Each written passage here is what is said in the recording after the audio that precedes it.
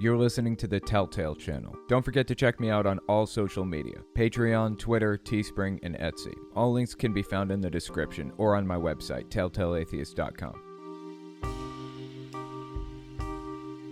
In this podcast, we're going to talk about Mike Lindell's newest election-related announcement, despite the serious legal threats he's been facing for the past year over his previous election announcements. Candace Taylor and Julie Green going absolutely off the rails with conspiracy theories. This never gets old. Michael Flynn turning himself into a QAnon god, and then attacking one of the most famous QAnon pastors to his face. We also take voicemails. If you want to leave a voicemail, the number is 1-800-701-8573. If you want to send an email instead, the email address is telltalemailbag@gmail.com. This is a guy named Vincent James. He is close friends with Nick Fuentes, who is close friends with Marjorie Taylor Greene, or once was. I think they had a falling out. And who is also close friends with Kanye West. He has some deeply disturbing views on women and society, naturally.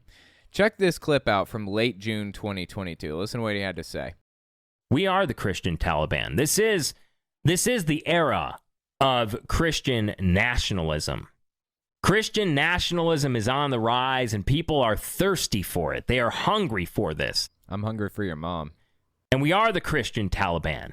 And we will not stop until The Handmaid's Tale is a reality. And even worse than that, to be honest.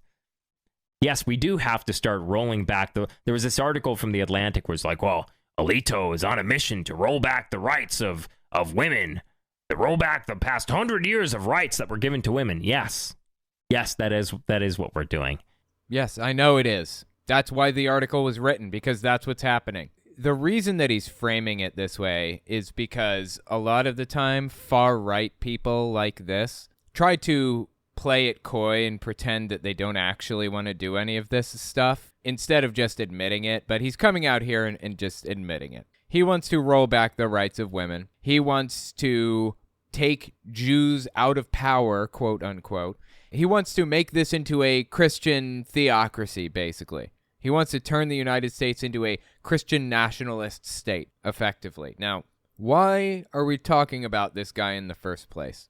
I actually got a voicemail about this exact thing, so I wanted to give this a listen, see what they had to say. Hi, this is Sarah from Canada calling, and I'm curious of your thoughts on the increasing push on the far right to roll back women's suffrage. I know it's been a thing since I was a teenager, and I'm a... Women's suffrage is women's right to vote, FYI. It's kind of a niche political term that most people don't hear on a day-to-day basis, so I figured I'd just mention it. I was a teenager, and I'm about your age, because my father gave me some propaganda to that effect when I was about that age.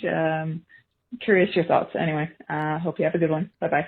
Yeah, there are actually a lot of people that are setting out to roll back women's rights. Now, a lot of people don't even realize like how far women's rights have come and how quickly they've gotten there. Like back in the 70s and the 80s, women weren't allowed to have their own credit cards.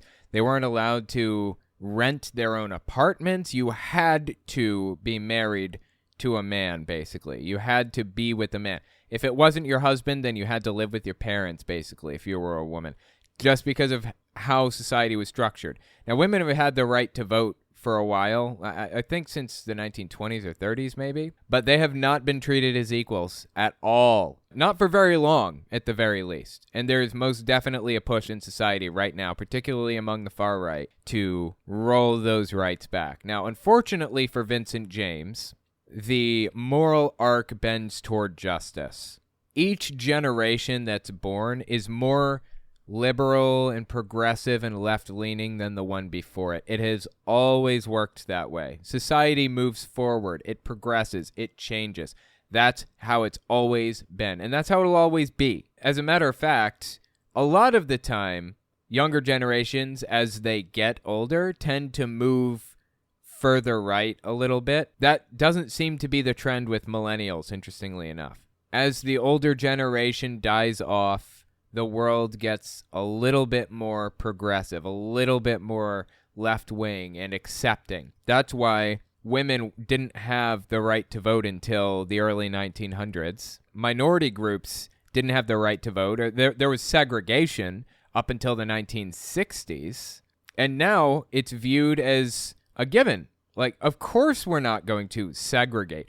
Of course women have the right to vote, and minority groups too. Like, we're not even, like, pointing that out. We're not even questioning that. It's just a fact, and it's not going to change. Everybody felt that way about Roe v. Wade, for example. We felt like it was established, that it was here to stay, because everybody wanted it to stay. But the older generation pops their head in, the Supreme Court, they reverse it, because they wanted things to go back to the way they were before, and everybody is pissed off over it now.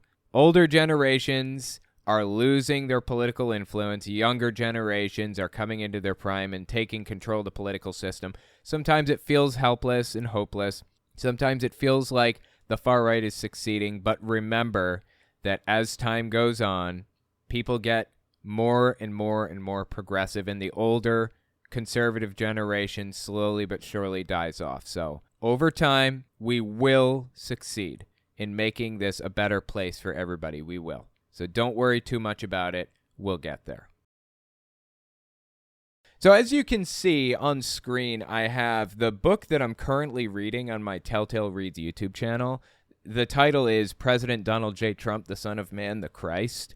It's the kind of thing where you can just kind of jump in at any point. Like, each video that I produce stands independently of the rest. But there is like a linear progression from like chapter to chapter to chapter if you do want to read them in order. Well, anyway, this book was written by a guy who believes that Donald Trump is the Messiah, the second coming of Jesus. And there's some absolutely ass-backwards reasoning involved here. But anyway, we're almost done with this book. We are on page 250 of 321. I've decided I'm going to read a new book. I've decided on the book that I'll be reading next. It is called The Tate Bible by our very own, the Tater Tot himself, Andrew Tate.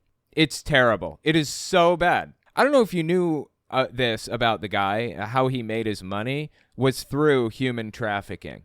The things that he did to make the money that he has were illegal. The business model that he implemented is illegal, not only in the United States, but in Romania where he did this, and basically anywhere in Europe. It's against the law to traffic other human beings the way that he did. And here's where it gets really interesting. This book that he wrote describes exactly how he did it and how to do it. This is like how to incriminate yourself in criminal activity 101. That's what this book is all about. It starts out with the Tate prayer, the Tate's prayer, apparently. Our Tate, who art in Bucharest, Andrew be thy name, thy kingdom come through cam and fun. The cam thing there is a reference to how he made his money, which is through human trafficking. Online as it is on the blockchain, give us this day our daily vodka, and forgive those, the shit munchers, for their trespasses against us. Lead us to women for temptation. And deliver unto us our dominoes, for his is the Lambo, the McLaren, and Ferrari, forever with Tristan. Amen. His brother's name is Tristan. I'm doing a full breakdown of this guy on Wednesday on my Unfiltered channel, and I'll probably eventually upload it to my main channel after editing and adding some things in. This picture in itself is just disturbing and grotesque. Anyway, yeah, just kind of glancing through like the table of contents here. He's got his dedication. He's got a chapter called The Truth About Your Ego. Do Girls Love Money? 50 Things Every Man Should Do. Laws of the Pimp Game. No joke. These are the titles of the chapters. I had a gun pulled on me. I've had a gun pulled on me too. Why? What could you possibly have to say about that in an entire chapter of your book? He acts like the world's biggest hard ass. It drives me nuts. Imagine life as a millionaire. The Tate brothers. Why you'll never be rich. The mindset you must have to achieve what you want. You know what? Before I go any further, I should probably tell you who this guy is. If you've never heard of him before, I will give you the introduction to Andrew Tate that I had to Andrew Tate. Let me show you the very first video that I ever saw of this guy. And when you watch it, bear in mind, this is not a parody. This is real. He really believes this stuff. July 2022. If you ever see a man who's talking about food, oh, I had this amazing steak at this one restaurant. This steak is so amazing. He's broke. He's a brokey. Because if the steak was so amazing, he'd eat every day. And he'd eat every day to the point where he doesn't want to talk about it anymore. But he doesn't do that because he can't afford it. You understand? So whenever you see anyone talking about bragging about the meal they cooked or this ingredient they got or that steak they had, just do, because people do that to me all the time. And I'm just sitting there going, you're poor. Interesting. Oh, you're broke. Yes, okay. Oh, you went on your birthday and had that steak. Oh, wow. Once a year. Broke talk. Brokies. Real G's. Every day. Minor. Ain't a thing. He calls people brokies, unironically. This is bad, dude. This is bad. So anyway, that's Andrew Tate, if you were unfamiliar. That you now have the introduction that I had. You're welcome for that one. Anyway, as I was saying about his book, this isn't even a segment. I just kind of wanted to glance through it. Next chapter is The Tate Brothers, Why You'll Never Be Rich. I mean, what could he possibly say in this? Why is he so famous? Why are people latching onto this? Again, he's a human trafficker. He has no respect for women. None. They are worth nothing to him. These are his words. They are worth nothing to him. Let's just look at like 50 things every man should do. Let's just jump in anywhere. Fly first class and don't sleep. Drink a lot of champagne and eat a lot of food and watch bullshit movies. Be extra friendly to the cabin crew. Enjoy the experience for what it is. An experience. Okay, thank you. Number 17, dig a hole big enough to stand in. It's good for your upper body. It takes resolve and will, and it's a reminder of where you're going to end up. Once the hole is dug, fill it up and go live your life. It seems pointless. Number 15, get arrested. Hey, he's checked that one off the list, hasn't he? A couple nights in jail is good for you. I've accumulated about 2 weeks across different incidences. I think that might just be the perfect amount. Get a loan and refuse to pay it back. Sell or transfer your assets first, or do it just before you move country. Cash enslaves people. It's not fair. The banks are absolute criminals, and you need to get some small retribution. They'll simply print more money. Fuck them. I don't even know what to say. Anyway, if you want to see, I did a whole segment on this on my main channel, breaking down everything, and I did a bunch of stuff on my unfiltered channel too. So just go check that out if you want to see some stuff by this guy. If you want to hear his whole worldview broken down, or you want to hear exactly what's going on with criminal charges and why I say that he's a human trafficker, check out my main channel and my unfiltered stuff. Hey, Owen, this is RJ from California. I actually have a really quick question for you because my family on my father's side are Jehovah's Witnesses. The one thing I've never understood is I know, they don't celebrate holidays, they don't celebrate birthdays, they don't go to parties, whatever. But why is it that Jehovah's Witnesses are allowed to celebrate wedding anniversaries? That was something that always puzzled me. Why is it that they're able to celebrate wedding anniversaries, but they're not allowed to do, birthdays and what have you? It always puzzled me. But, yeah, if you could just get back to me on that, I'd really appreciate it, Max. That's great work. Yeah, I appreciate it. Really interesting question. This is actually an inconsistency that you're pointing out with Jehovah's Witnesses. So Jehovah's Witnesses are super obsessed with pagan practices, quote unquote, and they use that as the basis to basically count out any celebrations of any sort. They can always fall back on pagan practices. What is a pagan? Somebody who wasn't a Christian at one point, or a peasant, somebody who was of the lower order, the lower class back in the day, who didn't really take part in the higher practice of being a Christian. So the common folks' traditions basically is what paganism is in Jehovah's Witnesses' eyes, or the way that they define it, really. They, for example, having wreaths or trees on Christmas is a pagan practice, if you will. It's all just completely made up. It's just an excuse by Jehovah's Witnesses to not celebrate things, to separate their people from the rest of the world. Now, here's the interesting thing. Wedding rings are actually, in Jehovah's Witnesses' eyes, they would also be considered pagan practice to wear a wedding ring or to get engaged to somebody with a wedding ring the way that we do in society today. But they're okay with it. They don't say a word about it. That's part of Jehovah's Witness tradition. Celebrating anniversaries and getting married with the weddings that we have and giving out wedding rings in the whole 9 yards. So just out of curiosity, let's just take a quick glance at their article, Jehovah's Witnesses article on wedding rings. The article title is it proper for a Christian to wear a wedding ring? Many sincere Christians have asked this question out of a desire to avoid any custom of which God might disapprove. Oh my God, they are so wordy. Just give us an answer. Some of the questioners know that Catholic prelate John H. Newman wrote the use of temples and these dedicated to particular saints, sacerdotal vestments, the tonsure, the ring in marriage, turning to the east, images at a later date, perhaps the ecclesiastical chant, and Kyrie Ellison are all of pagan origin and sanctified by their adoption into the church. Okay. Written in 1878, apparently. While the facts prove that many of the current religious practices Newman lists definitely were adopted from pagan worship, is that true of the wedding ring? Yes. Yes, it is. Okay, so I guess the angle they're going to take with this is probably to claim that it's not pagan. They can find the most niche, weird little pagan connection in anything, but they like to completely ignore it when it's convenient. That's actually really interesting. There are conflicting ideas as to the origin of the wedding ring. Let us give a few examples. Now, I'm not interested in their examples. Wedding rings are just as linked to paganism as any of the other things that Jehovah's Witnesses refuse to celebrate because of their supposed pagan links. And you know what? Jehovah's Witnesses don't celebrate birthdays, not because they're linked to paganism, but because anytime a birthday takes place in the Bible, it's under questionable circumstances. Somebody loses a head, for example. If you use that line of reasoning, I mean, that is like the most nitpicky reason imaginable. But if you use that line of reasoning, you'd have to count out having a dog as a pet, too, because dogs are spoken of negatively exclusively in the Bible.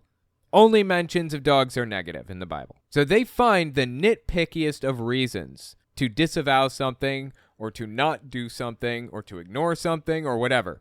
But in this one case, they're like conflicting ideas as to the origin of the wedding ring. Really, suddenly you think it's not a big deal because we can't prove it unequivocally, so whatever. Fascinating how they're okay with some things and not okay with others, and really there is no logical reasoning behind any of it.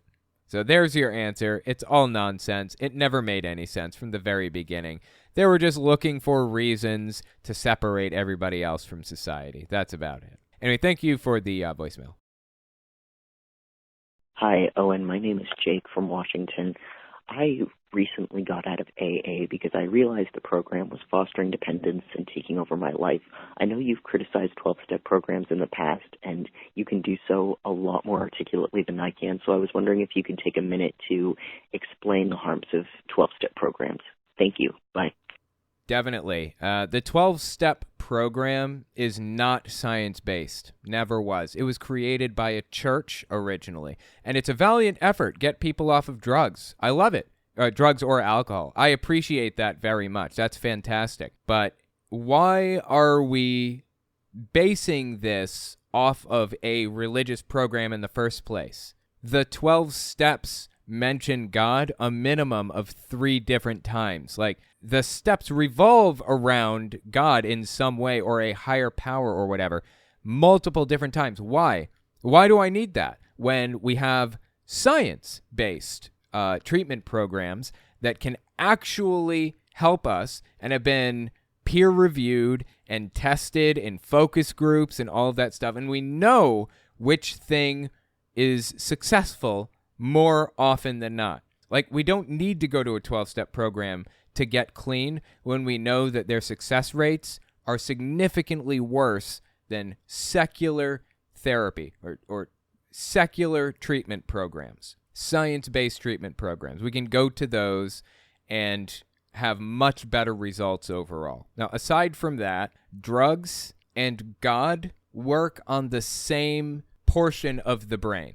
And that is probably the reason for AA and NA's moderate success anyways. It's really not that successful in the first place, but it probably owes at least part of its success to that fact that they act on the same centers of the brain. So getting super religious and really, really, really involved in Jesus and being in a congregation with a bunch of people and speaking in tongues and all of that other stuff feels very much the same as doing coke or meth, for example. So the 12 Steps program or Alcoholics Anonymous program's goal has kind of been to replace the drugs with God.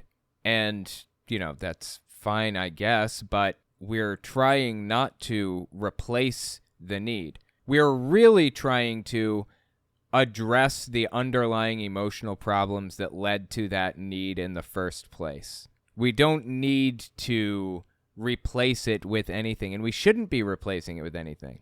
Why would we want to replace it with God when there are so many risks that come along with that? What if your faith is challenged? Suddenly you have no reason to stay clean in the first place. Suddenly you're not getting that high of being in a church surrounded with all those people and yelling and screaming about, Jesus and speaking in tongues and all that stuff. Now you're not getting that replacement drug fed into your veins. You're not getting that replacement feeling, that replacement high that took over when you walked away from drugs. And you are at an even higher risk of going back to drugs. Now, all of this could be forgivable if they had higher success rates than secular therapy, but they don't. They have significantly worse success rates than secular therapy. Why would anybody go to NA or AA when they have worse results and they're effectively replacing the drug with God? Why would anybody do that?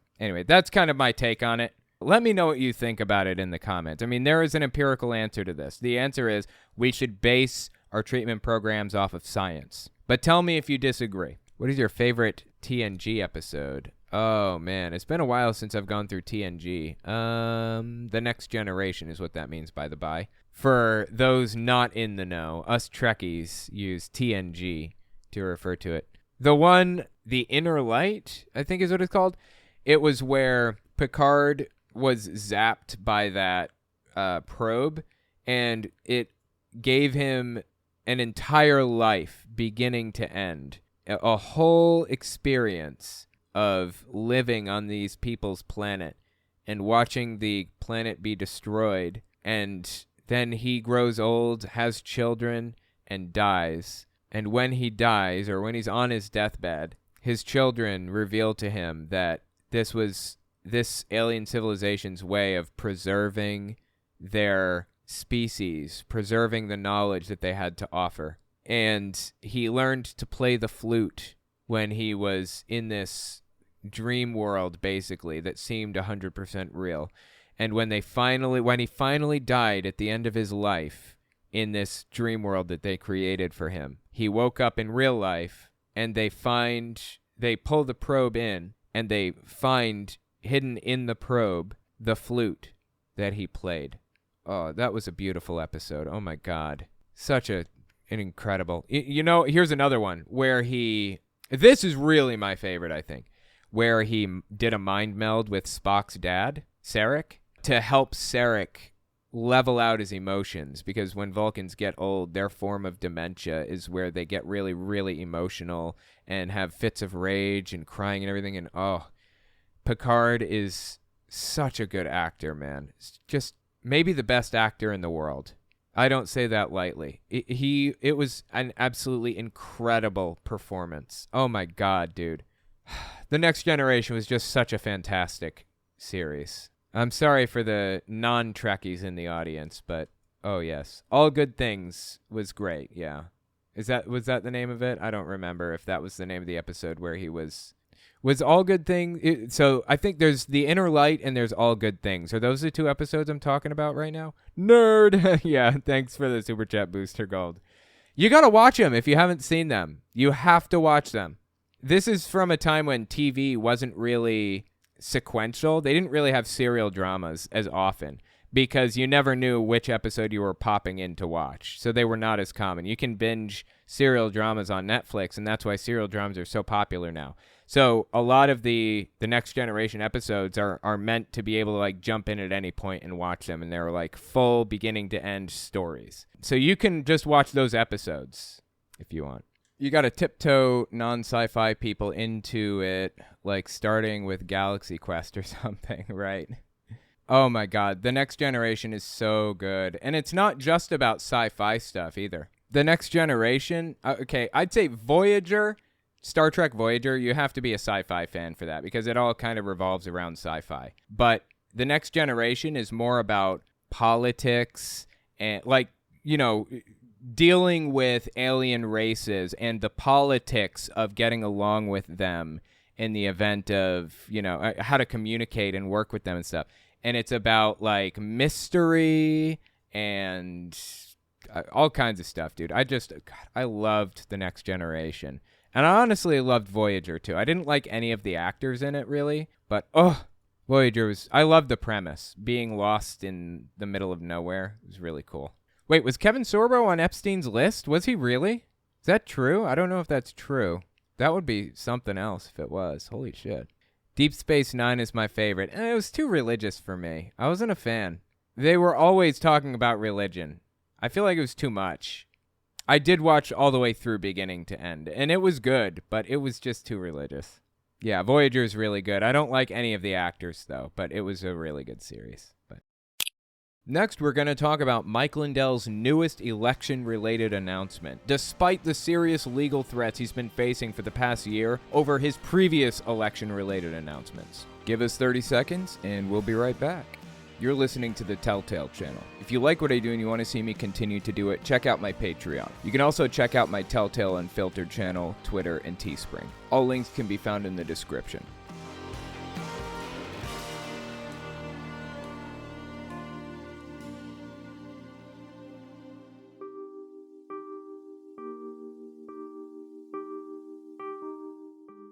This is Mike Lindell. If you're unfamiliar with the guy, he is... God, how do I put this politely?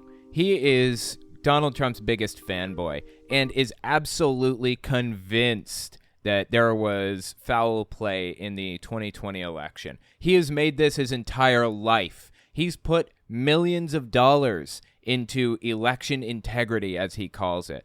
In reality, he's completely full of it, has no idea what he's talking about, never did. Well, guess what? Not only is he currently being sued in, I believe, multiple lawsuits for false defamatory claims that he's made about the Dominion voting systems, Smartmatic, and a bunch of other people. Eric Coomer, personally, I think the CEO of Dominion, I'm not even sure. Not only is he being sued for all of that stuff, and he has been for a while, he's making more election claims. Dude is still doing this. Check this out. This is late December 2022. Listen to what he had to say here. They don't want the truth to come out that this was just a big setup. It was a setup to silence our voices. He's talking about January 6th. He says January 6th was a big setup. On January 7th and 8th, 1.2 million people got platformed across our country. They lost their Vimeos, Twitters, Zuckerbuck, Facebook. What the hell is a Zuckerbuck? Why did he... Like, I know that you guys probably don't watch as much Lindell as I do. Like, nobody should be forced to endure that. But he says this a lot, actually. He uses the term Zuckerbuck entirely too often. I don't know what it means. There's Zuckerbuck, Facebook, YouTube, including our president losing, 100 million people on Twitter. It was all a setup charade, a setup to deflect and to scare people, to put fear into people, and it's just been disgusting. Dude, I honestly don't know how he can rationalize that type of position to himself after Donald Trump specifically said he wanted true patriots, quote unquote, to be there at the Capitol on January 6th. He invited them personally and said, I will be there with you. We're going to the Capitol. We're going to give them a piece of our mind and show them what we really think, basically. I'm paraphrasing, obviously. And they showed up, and sure enough, there was violence.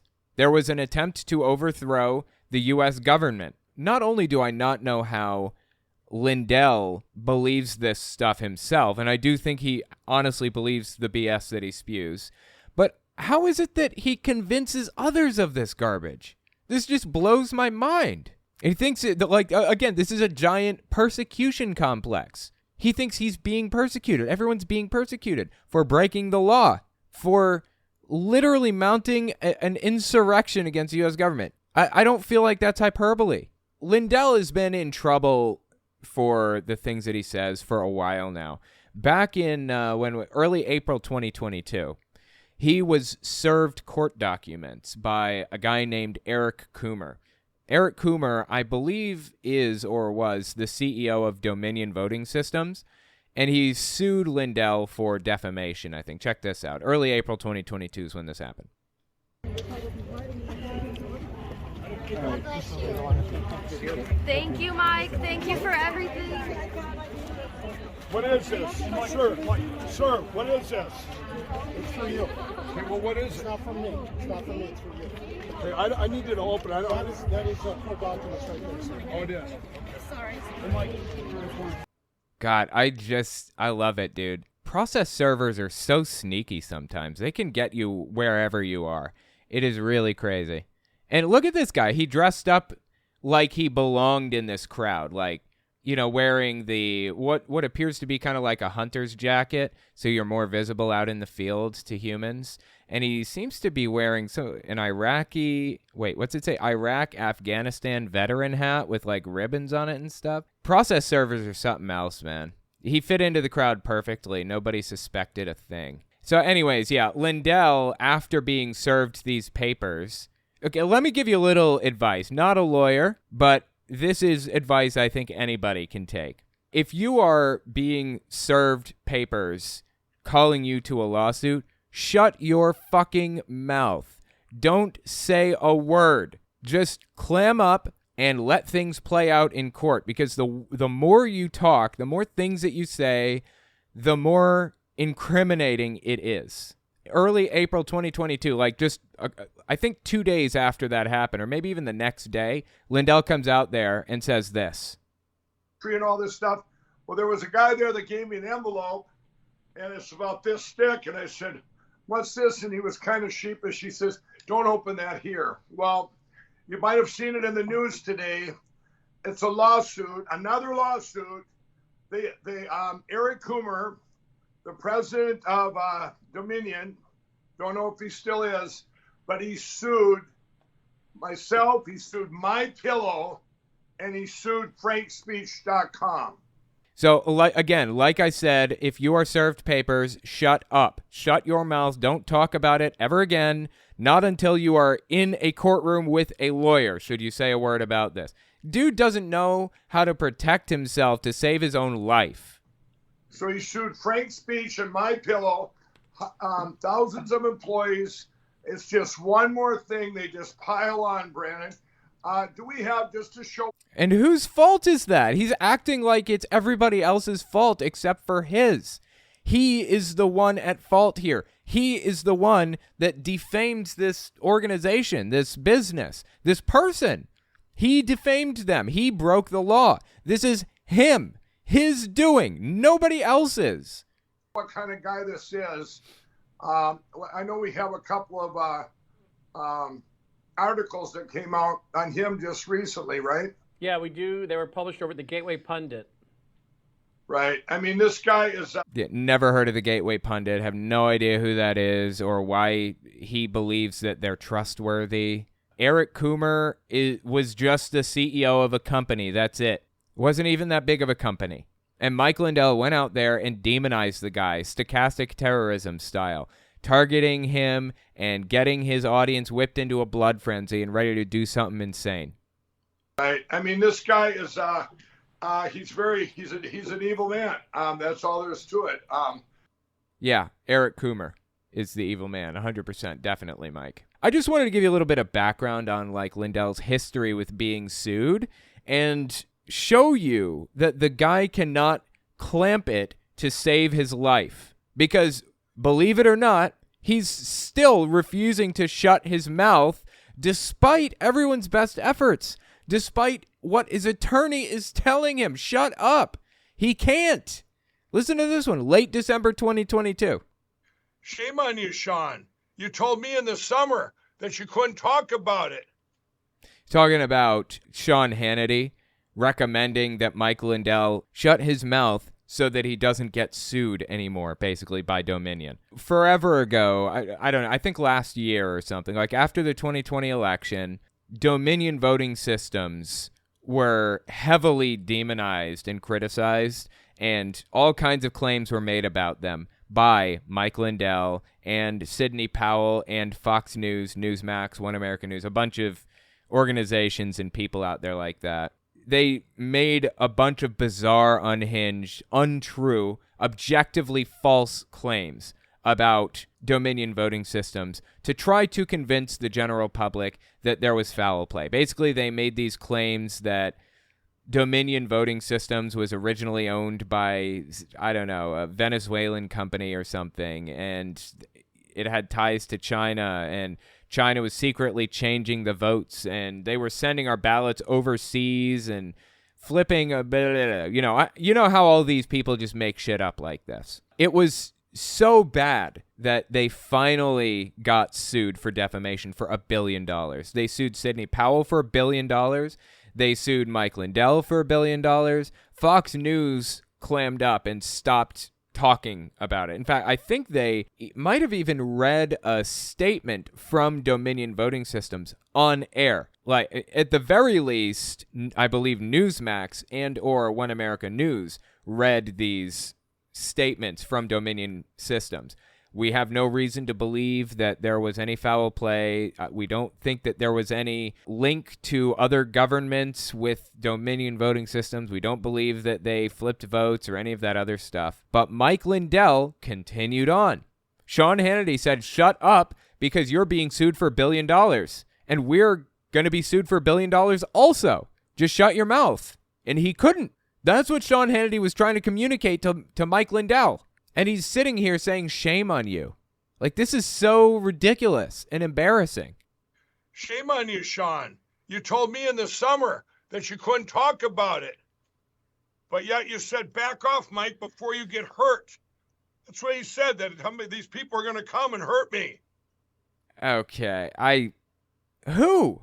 These people? What people is he even talking about? Who would come and hurt Mike Lindell? Like, nobody needs to hurt him. You know who you don't get money out of? Somebody that's been hurt or killed. Why would they hurt him? They can sue him for every penny he's worth. This is all just more persecution complex nonsense. You know, they're going to come after you. Don't you said right to Kendra, said, don't you care about him? Tell him to let this go. Let 2020 go, Mike. That was what Sean said to me more than once. Just like he did the therapeutics the year before when we had all those therapeutics at work. He called me right after Anderson Cooper for an hour on the phone and said, you need to back off. You need to back off. I said, well, I want to save people's lives, save our country. At that point, I guess I should have, because I was at $10 million worth of that therapeutic to give away to the country to help. What is he talking about? This therapeutics stuff? This is like deep lore that I am not privy to. To give away to the country to help open up our country and save lives. And just last week, flushed a lot of them out being outdated. And because Big Pharma just fought. Big Pharma, right. Big Pharma is definitely to blame for all of his problems. Yeah. And so anyway, the point is Mike Lindell has had everybody and their sister calling him and telling him, Mike, you're going to be sued, or he's already being sued. You're going to lose these lawsuits. You're going to lose every penny that you own if you don't, like, at least narrow it down to only saying factual things. Like, don't make things up. Only speak about factual things at the very least. He couldn't even do that. This dude is something else. He just blows me away. Check this one out. This is another from late December 2022. I'm going to break a little breaking news, Brandon, here right now. That this will probably surprise a lot of people. Okay, I'm down. Let's hear it. And I don't know if you know about it, but do you know what I took my about, a lot of... What's happening right now? He was telling us a story and suddenly started stumbling over his words. But, a lot of my team, at least the cyber team and the IT people, do you know what county in the country I'm having them focus on? What? For the next couple weeks? What? Which one? It is, just hold on a second. Go talk there. I'm gonna see if I'm getting advice from my attorney here not to say. He's getting advice from his attorney live not to say anything. Is this real? Again, the guy can't, keep his mouth shut to save his own life. Why is his attorney even bothering? Why is he trying? The answer, though, I'm pretty sure, is he wants to focus in on Florida. I believe that this clip came, immediately after the one that we just saw. It, chronologically. So he goes on to explain something else. Continue listening here. What'd you find out after we broke away there for a minute? Okay, well, here's what we got, everybody. Just like I told you before, we have, with Smartmatic, we have all the cast vote records for the results have come in for LA County. So we have everything on Smartmatic from the 2020 election. Smartmatic was one of the voting machine companies, I believe, and it's used in 2 districts in 2020 or something like that. It's not really that widespread in our election system. And either way, they weren't rigging the system. It's completely made up. What we're doing now is I am going after Dade County in the 2022 election. And everyone says, now, why would you go after Dade County? Would you know why, Brandon? Okay, Dade County is the county that Miami is in Florida, and it is heavily Hispanic. There are a lot of Hispanic people there, and it's historically been viewed as a left-wing or Democratic stronghold. You can just about guarantee that the Democrat, or it's going to vote more blue generally. It's going to vote more liberal at the very least, more left. To everyone's surprise, it voted very, very red, a lot more red than usual in 2022, the 2022 midterms. Ron DeSantis was running for governor again, and he took the Miami-Dade area, surprisingly. So Lindell says he's going after Miami-Dade. Okay. Would you know why, Brandon? Well, no. I mean, that's Florida. You would think, that's a conservative state, Dade County. Do you know what happened in Dade County in the 2022 election? Is that the one where that's not the one where there's so many Hispanics flipped and voted for Republican, is it? Well, this is where Ron DeSantis won Dade County. That's a Republican won Dade County. Okay. Let me give you a little bit of context here. Mike Lindell does not like Ron DeSantis. He views DeSantis as the only credible threat to his God Emperor Donald Trump in the 2024 election. Trump announced that he's running in 2024. No questions asked. It's going to happen, according to Trump. And Ron DeSantis is very obviously an alternative successor, an alternate possibility to somebody for the Republican Party. The only alternative to Donald Trump. And the establishment people in the Republican Party have really been pumping him up and trying to garner interest in DeSantis because they want to separate from Donald Trump, basically. So Lindell sees that. He knows that they're trying to separate from Trump, so he starts targeting DeSantis with everything he's got. That is the real reason why he wants to talk about Miami-Dade County. Dade County. Okay. Well, for me, I look at deviations, everybody. That's a deviation. Because that was historical. Normally Republicans don't win that county. I don't believe it. So just going to show everybody, just like we always say about Democrats where they stole their elections. Okay, now he's, at the very least, heavily implying that Ron DeSantis stole the 2022 election because he flipped votes or whatever. Well, first of all, I wouldn't put it past Ron DeSantis to do something like that. It's just that our election systems are actually very secure and very transparent to the people involved in the elections. If there was any kind of malfeasance or questionable activity, I'm very confident that the Democratic Party in the area would have picked up on it and refused to concede and drew attention to that situation. I'm very sure that that would have happened.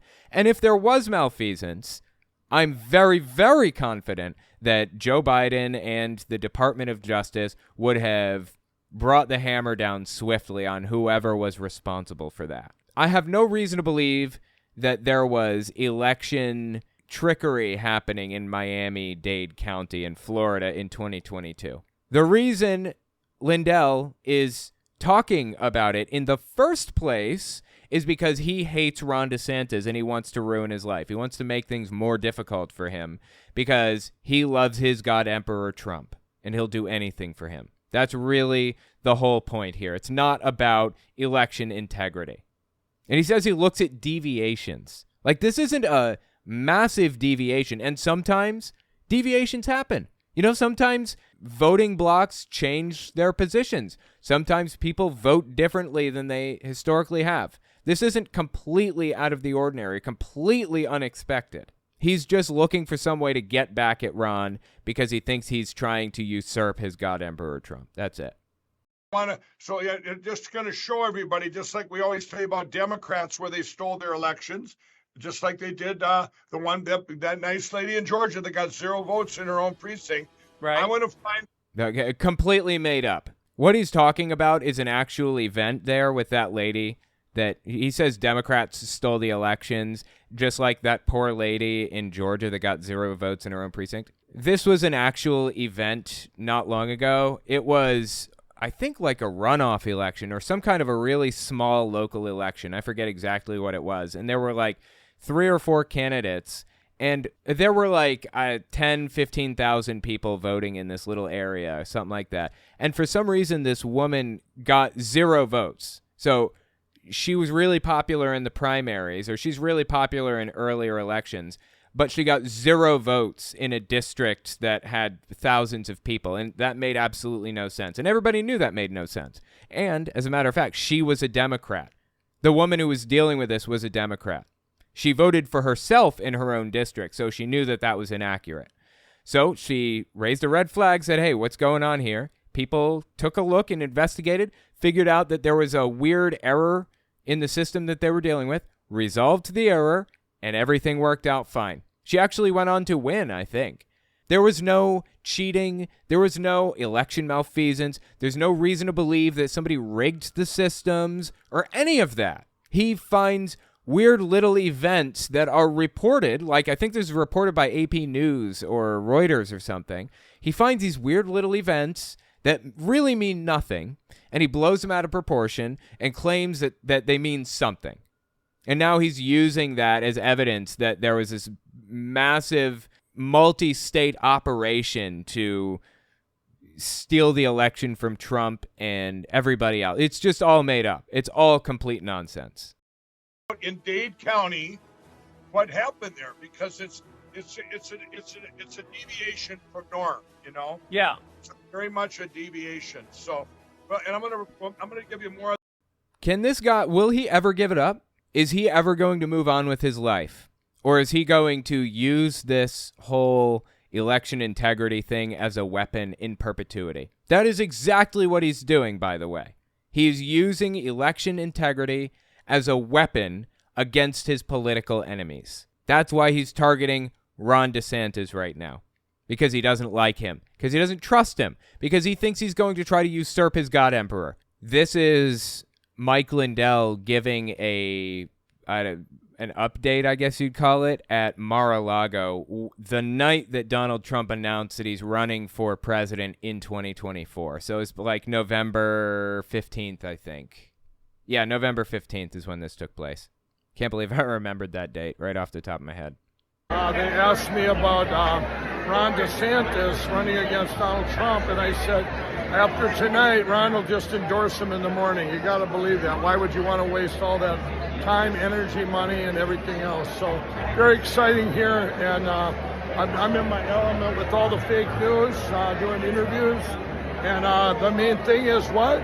Melt down the machines and turn them into prison bars. And it's been pretty amazing. They've all listened. Now we'll see if they print these things about our stolen the midterms elections and primaries, everything that was taken from us. And Dude, God, I feel like the guy doesn't realize that machines are made out of silicon, not like metal, really, but, silicon and plastics generally. But okay. I don't think you want to make a president out of that, but that's neither here nor there. So the point is that he expects Ron to be Trump's only credible opponent, basically. The problem with this whole situation in Lindell's eyes, and honestly in the eyes of everybody, is that you can't win a primary without Trump. So Trump controls 30 to 35% of the Republican Party. You cannot win an election on the Republican side without Trump's support. But the other 65% of the Republican Party hate Donald Trump, can't stand him, want to separate from him by any means necessary, basically. So he can't win a general election. You can't win a primary without him. You can't win a general election with him. So when Trump runs in 2024, in my opinion, he will lose. I believe that Trump is going to lose the 2024 presidential election if he eventually gets to the general election, if he actually gets the nomination for the Republican Party. But Trump has already said that if he doesn't get the nomination, if he isn't the Republican, the Republican nominee for the party, he's going to run third party. And I am so here for it. If Trump runs third party, the Democrat is guaranteed to win. There is no chance of anybody winning anything except for the Democrat in that case, because Trump is going to split the Republican Party right in two. I so hope that happens. Mike Lindell expects it to go that way too, if Ron DeSantis does indeed challenge him, and that's what he worries about. Anyway, the point here is that Mike Lindell can't shut his mouth to save his own life, and he will do absolutely anything for his God Emperor, Donald Trump. Let me know what you think about this in the comments, and tell me if you want to see more stuff like this. I am endlessly entertained by it. Next, we're going to talk about Candace Taylor and Julie Green going absolutely off the rails with conspiracy theories. This never gets old. Give us 30 seconds, and we'll be right back. You're listening to the Telltale channel. If you like what I do and you want to see me continue to do it, check out my Patreon. You can also check out my Telltale Unfiltered channel, Twitter, and Teespring. All links can be found in the description.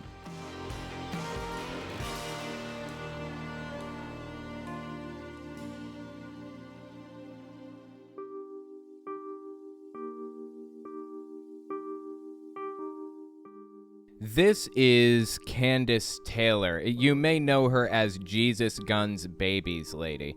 She ran for governor of Georgia in 2020 and lost by like a massive margin. I think she got like 6% in the Republican primary. She didn't even pass the Republican primary phase.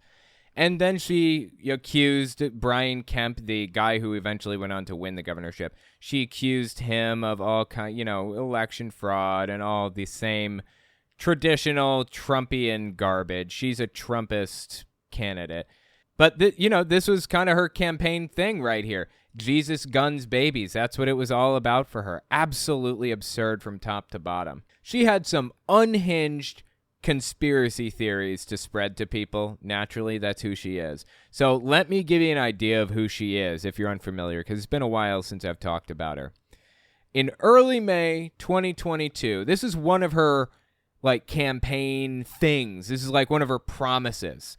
There was a monument called the Georgia Guidestones in Georgia. It was like a Stonehenge type of situation where it acted as a calendar, and it was supposed to be used in case society was destroyed. It told you, it gave you tenets to follow to rebuild society in the event of some catastrophic thing, like a massive war or something. And it was written on the side of the Guidestones in 10 different languages, I think. It was just stuff like maintain humanity under 500 million people in perpetual balance with nature, guide reproduction wisely, improving fitness and diversity. Not fantastic ideas, kind of a eugenics type of thing. I'm not out here parading them around saying it was good, but she was making it out like they're satanic. Literally said that they are a satanic monument, like something that people go to worship Satan or something. Just bizarre.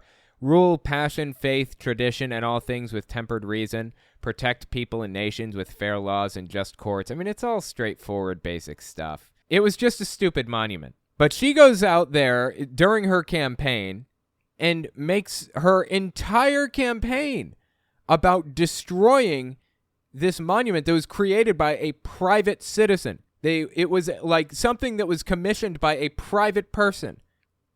Check this out. Early May 2022, she goes on Stu Peters, who's like a major conspiracy theorist kind of radio talk show host guy. Listen to what he had to say to her about all of this.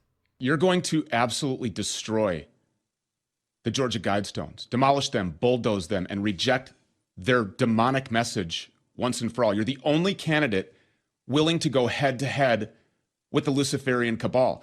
You went to these Georgia Guidestones with our executive producer, Lauren Witzke, and part of our film division. How did you feel when you were there? It was overwhelming, really. Satanic? I mean, it's just avoid petty laws and useless officials. Balance personal rights with social duties. Prize truth, beauty, love, seeking harmony with the infinite. What does that one even mean?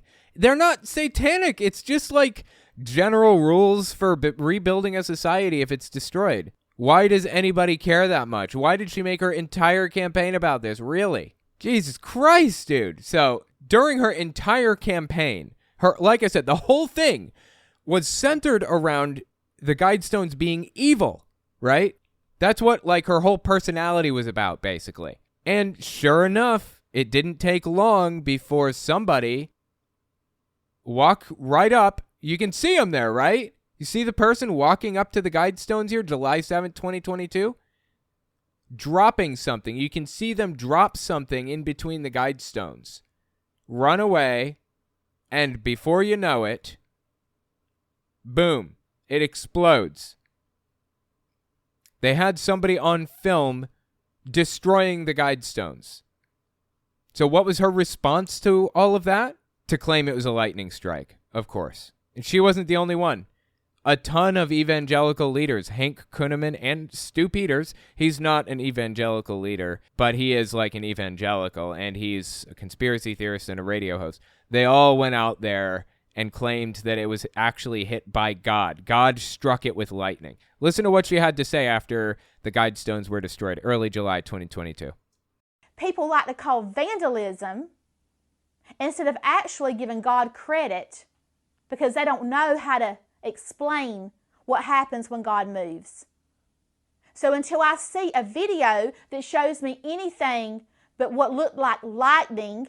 Are you kidding me? Look, there's a person. You can see him. See a little feet running and dropping something. What more do you need? I'm literally showing a video of a human being walking up and dropping a bomb at the foot of the Georgia Guidestone. What do you need? I don't know how else to make this clearer. What happens when God moves? So until I see a video that shows me anything but what looked like lightning or the hand of God moving on a situation, I'm going to believe that it was God. So what that means is she's going to believe that it was God in perpetuity. There's literally nothing that could convince her because we have the video of them blowing up and a person dropping a bomb at them. What else could you possibly need to accept this? If it was vandalism. It wasn't vandalism. It was terrorism. That's not even the right word. Then there's cameras everywhere. Yep. All over the place. They would pick that up, and those people should be brought to justice. Anyway, the point is she refuses to see the facts right in front of her face. And she was directly responsible, in my opinion, for the destruction of the Georgia Guidestones. That was all on her. She made this a central theme of her campaign, destroying them. Again, created by a private citizen. This is private property. I think that the Guidestones themselves were on public property, and maybe they were even donated to the public or something. I don't know. But they were commissioned privately, paid for privately, millions of dollars, gigantic monuments. And she demonized them to the point where somebody actually showed up and destroyed them with a bomb. That's terrorism right there. I don't know what else to call it. What does a washed up conservative failure of a politician do after they failed to take office? They go out there and they become a talk show host or a radio host, or they become a public figure talking about all of the issues that they care the most about. So naturally, that's what she did when she lost her election. She went out there and decided to kick it in the public figure realm. Let's see what issues she's taken on for herself since losing her election, late December 2022. I'm seeing a lot of occult, a lot of witchcraft, even students with pentagrams on their book bags. I'm seeing that all over the state. I've heard about that when I was campaigning, but then I'm still seeing that, Dude, haven't like there always been students that want to be edgy and wear pentagrams and stuff? Since the very beginning, haven't there always been goth kids and Wiccans and whatever else? Is this new? It's by framing it this way, what she's trying to do really is she's trying to imply that teachers are trying to get students to be witches and turn away from Jesus. It's complete nonsense. About that when I was campaigning, but then I'm still seeing that, the furry movement with the kids dressing up and as other animals and identifying as an animal instead of as a human. It's paving the way for bestiality. Well, okay, wow, that took a sharp right turn. What are we talking about here? Why do they always demonize furries? What's wrong with furries? Like, I'm not a furry, but why do they hate them so much? Can't they just leave furries alone and let them live their own lives?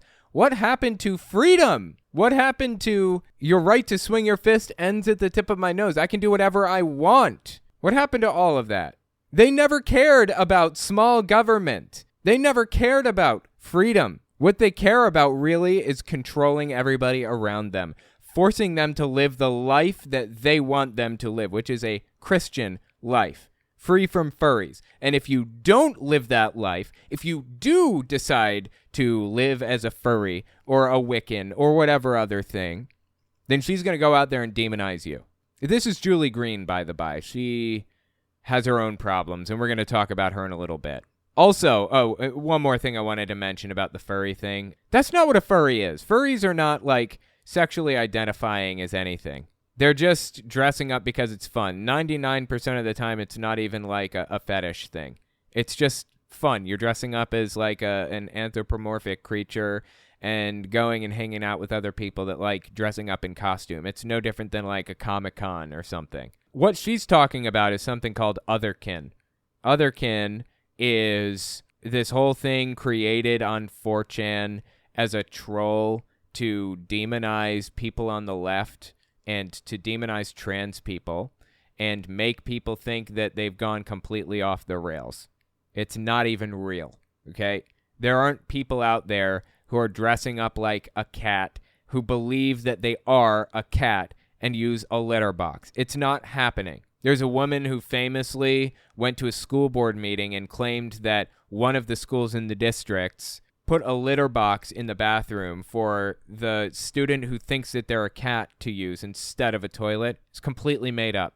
Completely made up. There's never been any evidence of that happening. I mean, hell, Andrew Womack, a pastor that's friends with and on Kenneth Copeland's network, claimed that he personally knew somebody who was a teacher who goes to school dressed as a furry and uses a litter box at the front of the classroom. That's what Andrew Womack said, mid-September 2022. A friend of mine in Illinois actually knows a teacher that comes to school as a furry and wears ears and a tail and uses a litter box at the front of the classroom to relieve himself. Not a litter box in the bathroom, but one at the front of the classroom. Like, who believes this stuff? Really? Who believes this? This is all completely made up.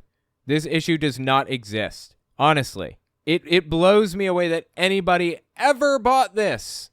And that, the furry movement with the kids dressing up and as other animals and identifying as an animal instead of as a human. It's paving the way for bestiality.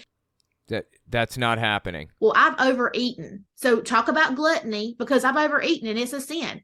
Okay, so if you're doing things that are a sin, if you've had premarital sex, or if you have had thoughts of homosexuality, or whatever you've had, we've all struggled with sin. We've noticed when we're praying for people, a lot of demonic, a lot of witchcraft, a lot of sorcery, a lot of warlocks come out. And yes, it is, because it's the darkest before the dawning. It's a place where Satan really wanted this, what's called a great reset.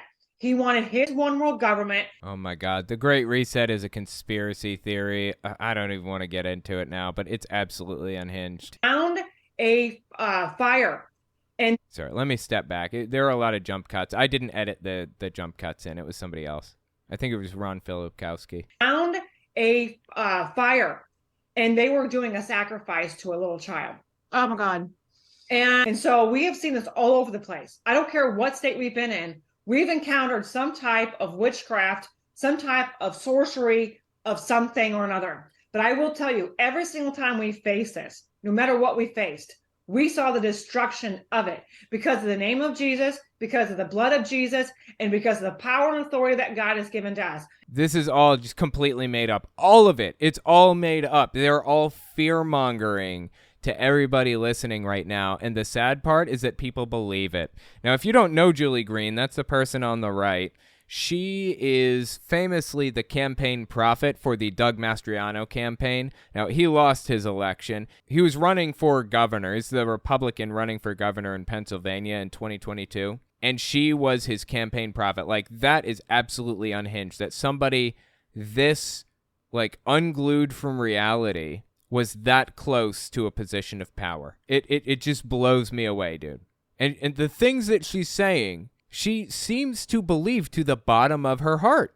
Like, both of these people believe the garbage that they're spewing right now. So Julie Green seems more concerned with, like, Wiccans and satanic sacrifices that are not happening. And Jesus, Guns, and Babies woman here, Candace Taylor, seems more concerned with furries using litter boxes in classrooms. These things are not happening anywhere in the United States. Anywhere. This is a made-up problem. All of it. The Lord told me Jesus, Guns, and Babies. I said it during a speech speaking in front of Marjorie Taylor Greene before she was elected. And I said, had 5 minutes. I was trying to get it in. And I said, I believe in everything you believe in. I believe in Jesus, Guns, and Babies. And it just kind of stuck. And so then we go on this campaign. We do this Jesus, Guns, and Babies. We're running on that. That's just, 3 words that really tick off the left. I wasn't trying to do that, but They don't tick us off. They just confuse the hell out of us.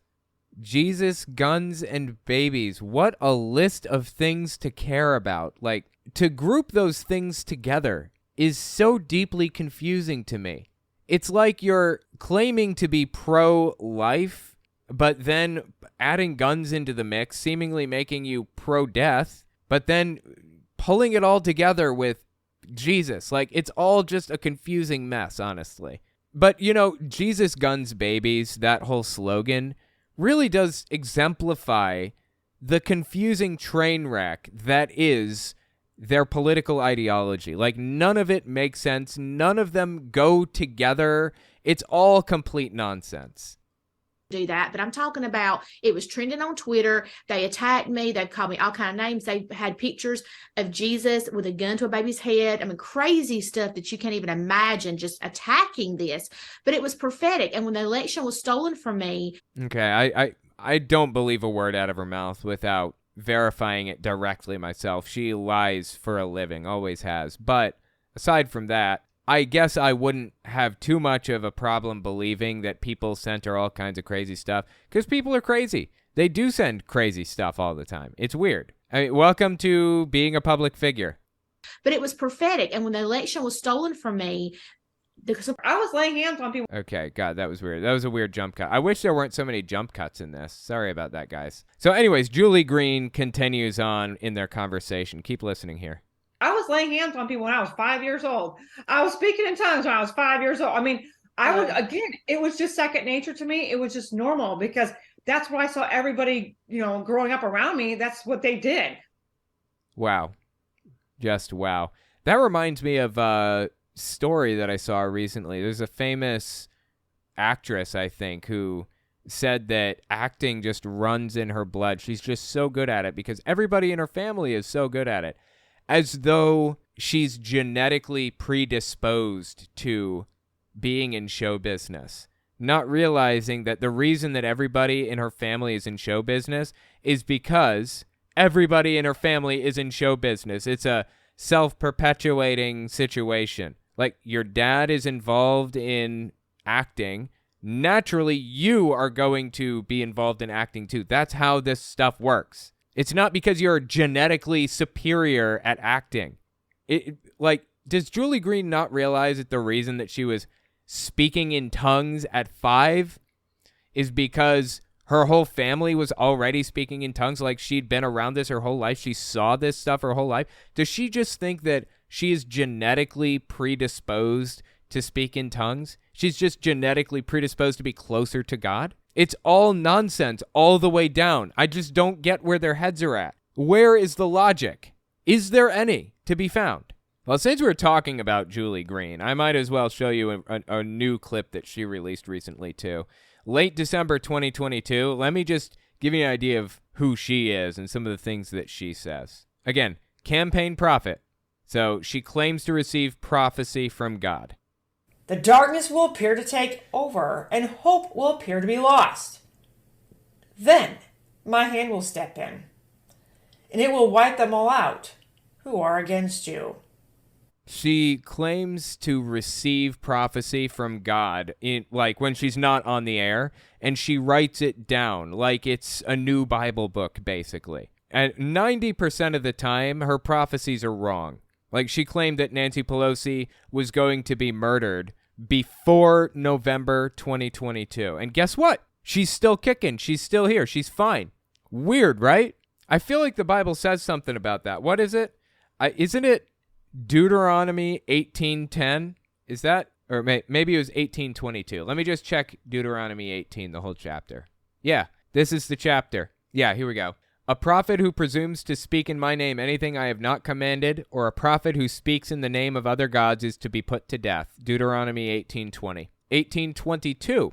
If what a prophet proclaims in the name of the Lord does not take place or come true, that is a message the Lord has not spoken. That prophet has spoken presumptuously, so do not be alarmed. She's straight up lied about a ton of prophecies. That's her whole bit. She prophesies like practically every single day. And it's in this format. So she does like hour-long shows, and she just does prophecy after prophecy after prophecy. 50 of them per episode, maybe. Like a ton of prophecies. And almost none of them come true. But she selects the ones that maybe could kind of fit, maybe sound like they were right a little bit. She picks them out, and she parades them around and says, look, I'm a real prophet. Ignoring the ones that fell flat. Ignoring the false prophecies, despite the fact that the Bible specifically says, and I quote, a prophet who presumes to speak in my name anything I have not commanded, or a prophet who speaks in the name of other gods is to be put to death. If what a prophet proclaims in the name of the Lord does not take place or come true, that is a message the Lord has not spoken. That prophet has spoken presumptuously, so do not be alarmed. Doesn't get clearer than that. Anyway, let's keep listening to her false prophecies here. Who are against you. Fauci is coming down. The Biden is coming down. Obama is coming down. Hillary is coming down. See, these are all really vague. And when one of these people resigns, or when one of them dies inevitably, like a lot of them are in their 80s, isn't Fauci like 80 years old or something? When something happens to one of them, she's going to just pluck that right out and say, hey, check it out. December 15th, 2022, 5:12 a.m.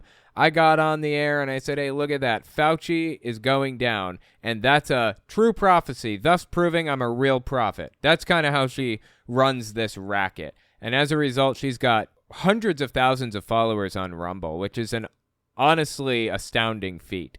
Rumble doesn't have anywhere near the audience that, say, YouTube does. It's very, very difficult to grow a platform on Rumble. And she is hundreds of thousands of followers deep now. Down. Hillary is coming down. Nancy is coming down. Chuck is coming down. Mitch is coming down. She's already said this about a lot of these people, and she just keeps going. Adam is coming down. All the governments that hold you are all coming down. Facebook is coming down. Wall Street is coming down. Like, she's not even trying now. She's just listing a bunch of stuff she doesn't like, and when something bad happens to one of them, she's going to claim she was a correct prophet. It's ridiculous, honestly. China is coming down. Any country against my eagle is coming down. The world elites are coming down, and so is their one world government and all their plans. There is no one world government, okay? Jesus Christ, these people. It's coming down. Greater than the walls of Jericho. Your mom's going down. Bigger than the Red Sea. Yes, much bigger, and you will see. Great, that's all I need. Just show me. Let's see it. Any moment, right? I'm waiting. I've been waiting for, 2,000 years. 2,000 years. I'm still waiting. Anytime. The perfect storm is upon your enemies now, and it's growing in strength. She's a QAnoner too, by the by. And what she just said there, the perfect storm, was a QAnon dog whistle. QAnon believes in, like, something called the storm. This event where the good guys are supposed to set everything right. It's kind of like their doomsday prophecy, except it's not a supernatural claim. It's like a literal claim where something is literally going to happen, where Trump is placed back into power and all this other nonsense. The storm was supposed to be January 6th in reality, and it failed, so they continue talking about the perfect storm. The strength of the storm is like no other storm. No, the storm will wipe them all out at once. They stood against me. They shouted. They mocked me. They defied me. They laughed at the sound of my name. And soon they will have... Has anybody laughed at the sound of the name of God? Like, what's she even talking about? This is completely ridiculous. And soon they will have a great regret, because they will realize they are on the wrong side. Like, if he wants us to be on the right side, then just prove it to us. Prove to us that this is the correct side to be on. That's all I'm asking for, is proof. God supposedly created me with this incredible brain that's possible, or that's capable of logical reason and deduction, and then expects me not to use it in her eyes. Expects me to just shut down that whole part where I can use logic and deduction. Just shut it all down. Turn it off and listen to this one nutter butter who claims to speak for him, but gets things wrong 90% of the time. Seriously. Anyway, I don't know. Julie Green is something else, and so is Candace Owens. I'm sorry. Well, Candace Owens is something else too. I mean Candace Taylor. Julie Green and Candace Taylor is something else, man. Let me know what you think about them in the comments, and if you want to see more stuff like this, tell me what you think. Next, we're going to talk about Michael Flynn turning himself into a QAnon god, and then attacking one of the most famous QAnon pastors to his face. Give us 30 seconds, and we'll be right back. You're listening to the Telltale channel. If you like what I do and you want to see me continue to do it, check out my Patreon. You can also check out my Telltale Unfiltered channel, Twitter, and Teespring. All links can be found in the description.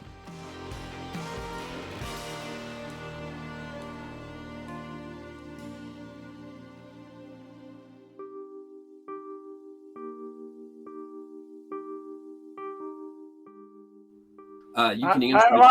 I'm gonna be honest with you. I don't know if we're live. Are we live? Yeah, we're live. Yeah, we're live. Yeah. Well, I'm gonna just tell you, I have, I don't know what you're talking about. I mean, I know what this whole Q thing is. I think it's just sheer nonsense.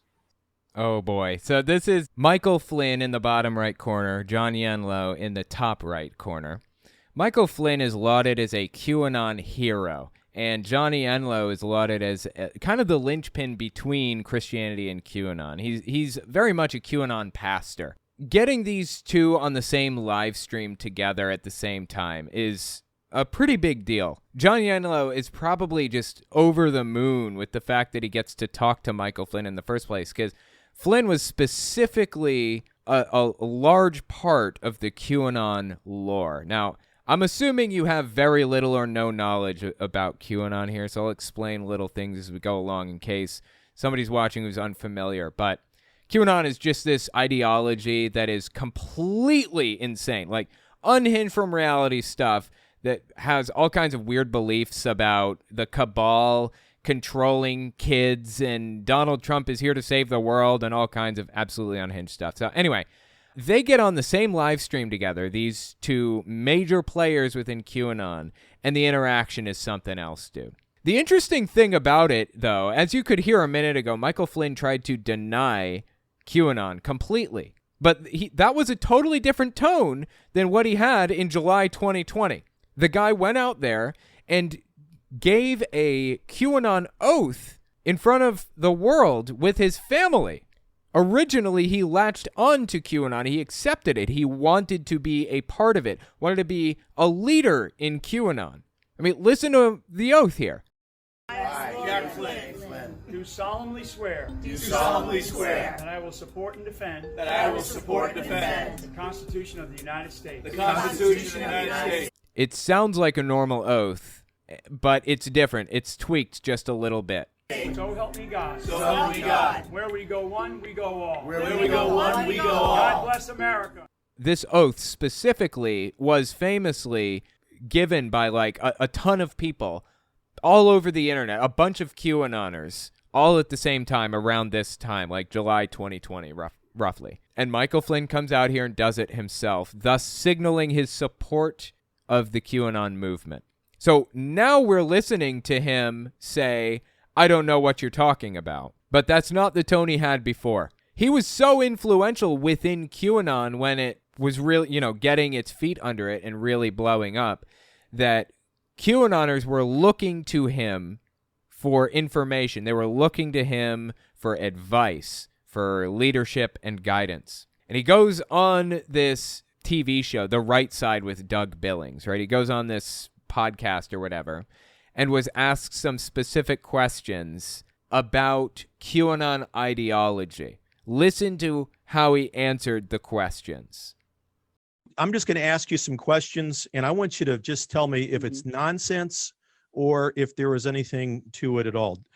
Number one, did President Trump ever sign into action the Insurrection Act? No. This is part of QAnon's ideology. They believed that Trump did this. So looking to Flynn as their military leader effectively. He is the leader of the white hat military, as they call it. And this is the answer that he gives. No. Insurrection Act? No. Nonsense. Nonsense. Is the United States military running the country or just is that nonsense as well? More nonsense. Good to hear. More nonsense. There's no plan. There's so many people out there. Is the plan happening? We have what we have, and we have to accept the situation as it is. So when he said that, it threw a wrench into QAnon entirely. It was a big deal. And QAnon influencers and interpreters across the political landscape came out of the woodwork trying to interpret what Michael Flynn was saying. They wanted to understand, what was going on. He's completely contradicting what the leader of QAnon, this guy calls himself Q Clearance Patriot, he's contradicting what he said. Now, a lot of people thought Flynn was the Q Clearance Patriot poster, the guy who started QAnon in the first place. And he's contradicting him directly. So this QAnon interpreter, known as the Praying Medic, a.k.a. Dave Hayes, comes out there immediately after that interview and addresses what Flynn had to say in that interview. Listen to this one, mid-February 2021. Some people have heard the interview with General Flynn, where General Flynn said that there is no plan for the military to step in. I was listening to Monkey Works, and he interviewed a guy a couple days ago, and that guy also said there is no plan for the military to step in and do anything. Well, I would like to suggest an alternative viewpoint on that. If the military had a plan to intervene in American politics, and General Flynn was aware of it, I guarantee you he wouldn't tell anybody what he knew. publicly. Dude can't accept it.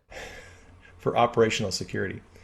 He can't accept it. He can't accept that Flynn is telling him this is nonsense. It's BS. Don't believe it. I mean, QAnon listed Flynn as one of the leaders, and now Flynn is denouncing it, denying it, and telling people to stop being so gullible, basically. And there's a massive conflict in these people's minds. So here's where it gets interesting.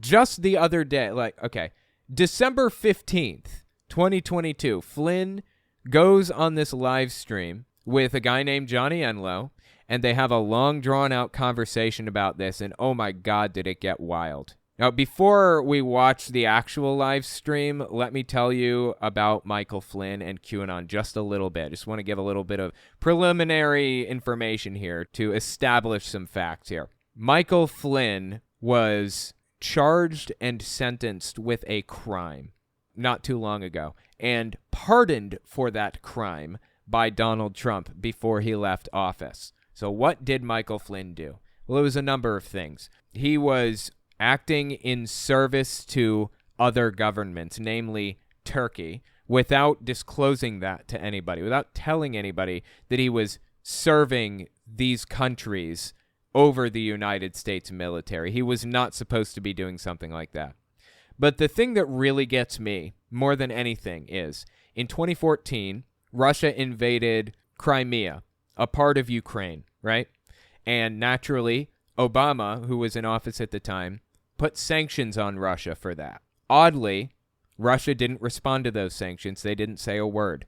Nobody said anything, which made absolutely no sense. If there's one thing we know about Russia, it's that they whine and scream and cry like they're being mistreated when they're the ones that are actively harming people. So upon a little more investigation, it's found out that Michael Flynn said he spoke to Donald Trump, and when Trump takes office, if he takes office, he's going to lift those sanctions for Vladimir Putin. Michael Flynn contacted Putin and told him that. So what happened? Putin didn't say a word, didn't even care about the sanctions. He just waited it out. And when Trump took office, sure enough, Trump lifted the sanctions. He directly acted to undermine the authority of the United States president. That is a big deal. That's, in my mind, treasonous action, as far as I'm concerned. Like, that's treason. I mean, I don't think that technically fits the definition, because Russia is not a country that we're at war with. They're not, like, officially considered an enemy. They're just an adversarial nation. But for all intents and purposes, it's treason, in my opinion. So take that for what you will. The other piece of information I wanted to give you before we watch this is just a little background about QAnon. QAnon, for those who are totally unfamiliar with it, this is going to be like a 30-second explanation. QAnon is just a group that formed out, I think in 2017, on a message board called 4chan originally. It operates kind of like Reddit, where anybody can go there and anonymously post anything that they want, pretty much. So this guy who called himself Q Clearance Patriot, again, completely anonymous officially, goes to 4chan and starts making posts about how Hillary Clinton is about to be arrested in the next day, and all you have to do to verify this is talk to a National Guardsman and ask for their orders and blah, blah, blah. Of course, it never actually happened. It was complete nonsense from day one, but it blew up on 4chan. It exploded. Eventually, Q Clearance Patriot continued on to post more and more and more stuff, and it was very hit or miss, mostly leaning on the miss side. They were making predictions that were almost like prophecies, claiming to be an insider in the government, claiming to have secret information about the cabal, the deep state, this shadowy group that was pulling strings and making things happen behind the scenes. And this Q Clearance Patriot is really, really high up in the government, and they're, trying to set things right, basically. That's how it was framed. Eventually, they went on to move to a different website called 8chan, and then 8chan got shut down and blah, blah, blah. They claimed that Trump was guaranteed to win the 2020 election, and then he didn't. I don't know why anybody believed this, but it exploded overnight in right-wing circles. And the Q Clearance Patriot specifically mentioned Michael Flynn as one of the most influential people in the movement. kind of making it out like he was one of the top leaders that was pulling strings and making sure that Trump got into office and stuff. That's generally what QAnon is. So with that information in mind, let's watch this clip of Michael Flynn interacting with this Johnny Enlow guy, this linchpin between QAnon and Christianity. Check this out, December 15th, 2022. So I understand you as a general and your background in intel as well, that you're not necessarily called to disseminate real intel to us, but rather, this is my perspective, but rather supply appropriate words to the troops for where we're at and the things that are needed. So, i.e., what he's saying is he expects Michael Flynn to lie to them, but that's okay. He's intentionally not telling the truth to try to push things in the direction that he wants them to go, basically, for the greater good. That's what Johnny Enlow believes. Okay? Things that are needed. You were essentially revealed to us by Q. I didn't know who you were. I followed, it was because of prophetic words I was giving that people say, you must have heard of Q. And I said, I don't know what you're talking about. So and Johnny, I have no idea what you're talking about. Oh boy. Yeah, as it turns out, Michael Flynn really doesn't like QAnon anymore. He has tried desperately to distance himself from it. Okay. So let me just keep saying. Look at Clay Clark laughing in the corner. So the guy that owns this platform, Steve Schultz, in the top left here, this is the Elijah List. It's the name of the Facebook page. He owns it, and he is also a QAnoner. So this reaction is so interesting to watch, to see how these two QAnoners are reacting to Flynn, who is so well respected in the QAnon community, just shredding him. What you're talking about. Okay. So let me just keep saying as you say that. I'll just say, because it goes with the rest of my question. You were essentially revealed to us by Q, trust the plan, patriots in control. It was over before it's began. There was continual references to you. Who knows where the bodies are buried? Right now, he's reading from a Q post, is what they call it. Q posted about Michael Flynn, in this big, long, who knows where the bodies are hidden and all this other garbage. It's all nonsensical riddles that don't even really lead to anything. It's intentionally vague to try to get people to, decipher it and come up with these weird conspiracies out of it. That's basically the idea. Clay Clark in the bottom left corner here, he runs something called the Reawaken America Tour, and he has a lot of famous people on that tour with him. They show up to places and they give speeches. Michael Flynn's one of them. He gives speeches at Reawaken America all the time. Donald Trump Jr., Eric Trump. I think Donald Trump himself has been at these tours to give speeches and stuff. Clay Clark was a QAnoner up until the moment that COVID spread all through one of his tours. Everybody at one of his events got really sick with COVID, and some of them even died, some really high-up influencers. And the QAnoners in the audience at this event claimed that there was an anthrax attack on this event. It was complete nonsense. But I think that's probably where Clay Clark soured to QAnon. And that's probably why he was laughing when Johnny Enlow was getting shredded. I don't think that's really funny. He doesn't have to be a D-bag to him, right? He can lay it on the line and say QAnon is nonsense without being a jerk, but whatever. And then, but what I do hear from you is no one's coming to rescue you. If anything, I'd even written in my notes, if anything, a denial that there is Q and all, and I'm fine. I don't want you to, that's not the question. Then why did he bring it up? He knew what Flynn's reaction was going to be to this. It's going to be negative. You can answer. I'm going to be honest with you. I don't know if we're live. Are we live? Yeah, we're live. Yeah, we're live. Yeah. Well, I'm going to just tell you, I don't know what you're talking about. So I watched through this whole thing on my Unfiltered YouTube channel, Telltale Unfiltered, and the entire breakdown is releasing this week, or may have already released. So if you want to see the whole thing, beginning to end, it was a 3-hour event or something, and I break it into 1 hour chunks. Just check my Telltale Unfiltered YouTube channel. Should be releasing today, yesterday, day before. Up to this point, I think Flynn had been talking for 30 minutes. at least. We're 30 minutes into the stream. Flynn was communicating with all of these people for forever. He knew they were live. The point of him saying, I don't know if we're live, are we live, seems to me is to at the very least imply that he's about to say something that the public should hear, but he's not going to say anything that he doesn't want the public to hear, i.e., maybe he does believe in QAnon secretly, but he doesn't want to say that publicly. That's the impression that I get. Now, does he actually believe in QAnon? No.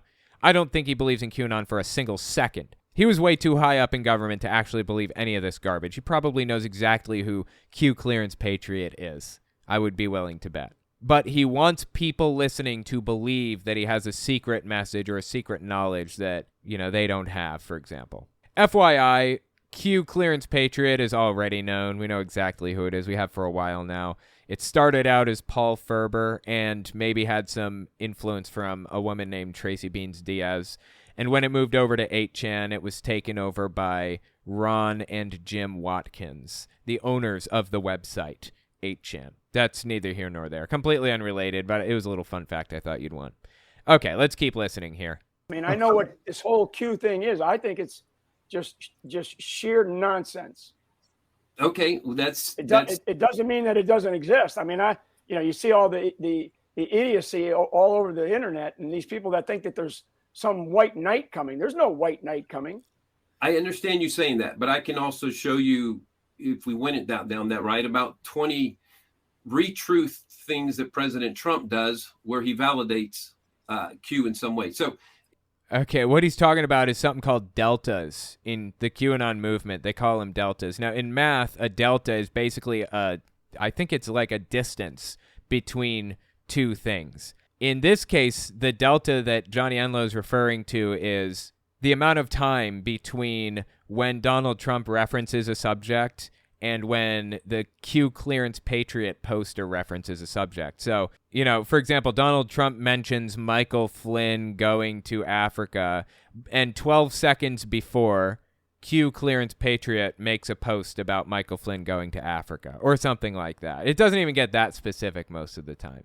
That is easily attributed to Ron Watkins, who we're very confident is posting as Q Clearance Patriot. It's attributable to Ron Watkins watching Donald Trump's post history and realizing that Donald Trump posts things at 7 in the morning when he gets up and he's in the bathroom. Perfect time to post if you want a really good delta, and just kind of scroll through the news and see what's popping out at you. Michael Flynn was in the news about him doing this thing or that thing. Better post about Michael Flynn. I bet if you do that enough over the course of, say, 6 months to a year, Q Clearance Patriot's been posting since 2017, you can rack up some really close deltas, right? There's nothing spectacular or amazing about any of this, but that's the conspiracy mindset. Everything contributes to the conspiracy. There is no evidence that the conspiracy is real. Well, that's just because the bad guys covered it up. There's actually evidence against the conspiracy existing. That's because they framed somebody else. They set it up to look like it wasn't real, to throw you off their trail. And there is evidence in favor of the conspiracy. Well, there you go. Literally everything contributes to their belief that these conspiracies are real, whether there is no evidence, evidence contrary to it, or evidence in favor of it. It's all evidence in favor of it. That's how it works. Q in some way. So it's ask him about Q then. I'm not asking you about Q. This is not a question about Q. So the question is this, right? Why did he even bring Q up then? Michael Flynn did not have to be a D-bag to Johnny Enlow. I'm really unhappy about that. Like, I have no emotional investment in this, but why is Flynn a D-bag like this? There's no need. But aside from that, why did Johnny Enlow bring it up in the first place? He knew what this reaction was going to be like. Is this. Right now, there is real weariness in what we would call the patriot community. Trump announced that he had a major announcement today. And in the major announcement, it is the sale of a, what do you call the? Digital playing cards. Digital, and he's a Trump thing. And so there is... So QAnon is trying to work the NFTs into their ideology and figure out how this fits. And Johnny Enlow decided to take the opportunity to ask Michael Flynn directly. Wow. The assumption that... whoever advised him on Whoever advised him on that, I'd fire him immediately. Okay. I was going to say there's either some comms going on, there's some communication, because another thing about QAnon, they try to use military language like comms. They use military shorthand. It's just ridiculous, dude. They're such LARPers. It's just awful, dude. It's awful. Communication, because it strikes the patriot community. Plus for a period of time. So I'm gonna jump in, Johnny, because I don't know what direction you're taking. Well, because I don't know what direction you're going, but I can tell you what direction I'm going to take. And I think people are gullible because they're looking for something. Why does this even occur if the churches are preaching the Constitution and preaching the Bible and talking about what we need to do to get this country revived again? Because I'm going to tell you, Christianity is lost in America. It is totally lost. We have lost sight of what this country was built upon. Okay, like I have no idea what any of this has to do with anything. Johnny Enlow asked a specific question. What should the real patriots, quote unquote, do to get this country back on track? And he's just going off about all kinds of nonsense. So, which is what? Go ahead and answer what. What is it built upon? You said they're directly misaligned. Yeah, a set of Judeo-Christian principles and values. Yeah, a set of Judeo-Christian principles and values. I mean, the persecution of Christians in Europe from 1500, 1600, 1700, Okay. Does he think that Christians were the ones that were being persecuted by and large in the Middle Ages through the Renaissance and all the way up to like now, basically? He thinks that the Christians were the ones being persecuted, not the other way around. I feel like I remember something about like the Crusades and the way that the Catholic Church excommunicated people all through from the year 400 all the way to now. It's on the tip of my tongue. Something happened, right? Weren't Christians largely in power throughout Europe for a lot of this? Okay, that was the end of it. These people are so revisionist history doesn't even begin to describe what they're doing here. They're just making things up whole cloth. Like everything that they say is complete nonsense. So a little time passes between that interaction and the next one. Like I don't remember, 5-10 minutes passes or something, and they kind of got off on another subject. And then they come back to the QAnon stuff, and Michael Flynn is once again a D-bag for no reason. Listen to this. You're asking Americans to do everything possible other than take up arms. And if it was at absolute desperate levels, like in the 1776 and previous before revolution, there is a time where the only solution is to take up arms. But I understand that is not one of your recommendations. And I know there's... Okay, I don't know what brought him to that conclusion. He watches Michael Flynn a lot closer than I do, so maybe he knows something about Flynn that I don't. But I have not once heard Michael Flynn discourage people from picking up arms. I thought Flynn was kind of in favor of militarizing the right, basically. Maybe not. Okay. Frustration because a top recommendation was get involved in the elections, do everything you can, and they see no justice, no point for it at all. I want to talk about reality. I want to talk about reality, Johnny. Okay, not mythical or mysterious things that nobody has a clue who they are or what they are, and it's all a bunch of garbage. It's not your primary message. That's why I know you're on assignment. Wow, dude. Honestly, he didn't have to be like that. He could have been nicer. Johnny Enlow has some really weird and confusing beliefs, but he didn't have to be a jerk, right? But do you have any encouragement for the Patriots of what could happen as they continue to wake if they do what they can do? Yeah. So basically, what should the quote unquote Patriots do? What active thing can they do right now to alleviate their stress that things are not getting better, or how can they move things in the right direction? He's asked this 16 times, and Flynn just keeps telling him he's an idiot for believing in QAnon. Yeah. So number one, don't believe the kind of garbage that's on the internet.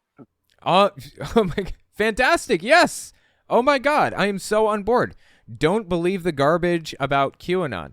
Oh, but believe the garbage coming out of Flynn's mouth, of course. You have to believe that garbage. And again, like, if you want to see this whole thing, it's all broken down on my Unfiltered channel. But Clay Clark here, a minute or two later, or a minute or two before, I don't remember exactly when, comes on and then starts spouting off nonsense about people who got vaccinated, had a chip implanted in them. This has already happened, apparently, in his mind. And this chip is broadcasting 5G signals that blankets the world and blah, blah, blah, blah. Like, all of this nonsense about, you know, chips and one world government and everything else. And here Flynn sits telling his people, don't believe the garbage you hear on the internet. The problem is that the audience fundamentally doesn't know how to decipher between, or they don't know how to figure out what is garbage and what isn't. If they knew how to decipher which things were garbage and which weren't, they wouldn't be watching you, of all people. Believe the kind of garbage that's on the internet, okay, that's out there. I mean, unless you can touch it, feel it, and it's going to impact your physical daily life in your existence and what you're doing around your own community. You know, that doesn't even really make any sense, because a lot of the QAnon claims they believe will affect their existence directly like that. I mean, they won't, but, you know, just like they believe they had a chip injected in them that's transmitting 5G and all that stuff. They believe that stuff. Flynn's okay with that being spread around, but not the QAnon stuff. You know, one of the things about, you know, because you mentioned it earlier when I jumped on you about, you know, this Q nonsense.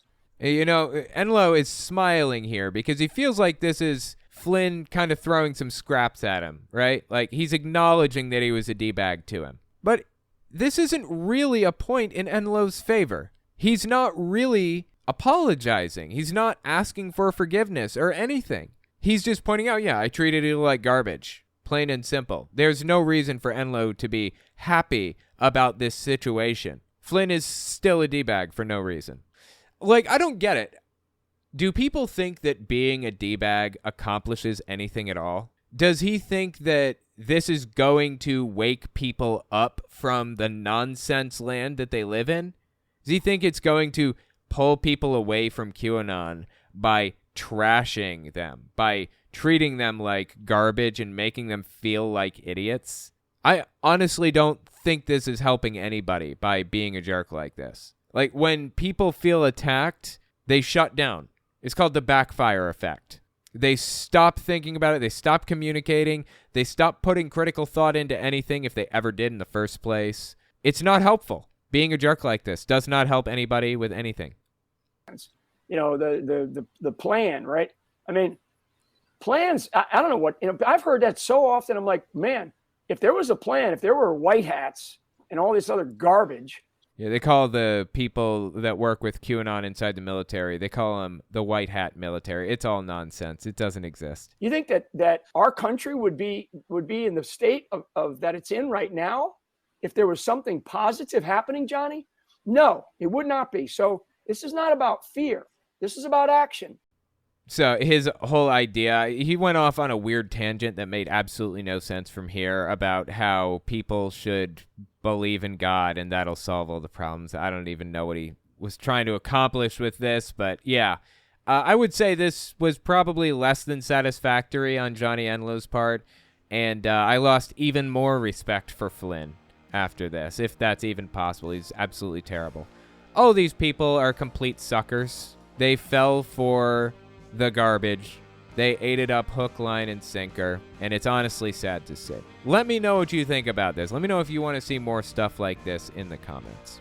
Thank you guys for coming and giving this a listen, and I will talk to you next week. If you like what I do and you want to see me continue to do it, you can support me in a few ways. First, there's Patreon. That's probably the best way. But if you want to get something back for your support, you can check out my Teespring. I sell all kinds of shirts and coffee cups and stuff on there. You can also check out my other channels. I have a Telltale Unfiltered YouTube channel where I go through long-form videos like Kent Hovind's seminar series, Jehovah's Witnesses TV show, and televangelists prophesying about politics. And finally, you can check out my social media. If you have a question for me, the best way to ask it is to tweet it at me. I'm on there all the time, so check it out. All links are in the description as always. Anyways, that's all I've got for you. Thanks for listening.